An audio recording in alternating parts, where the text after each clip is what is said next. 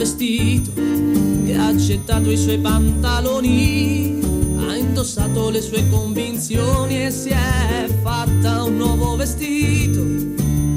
Vivere non è facile in questa strana società, essere quel che si è e sostenere la propria realtà e la falsa moralità di chi solo di giorno l'addita e poi di notte ci va.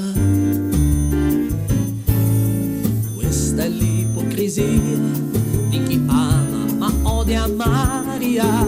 Maria ha troncato con il passato ed ha gettato quel corpo che non ha mai amato.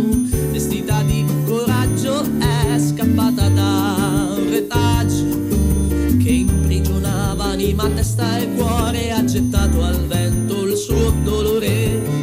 Vivere non è facile in questa strana società, nella falsa moralità di chi solo di giorno l'addita e poi di notte ci va.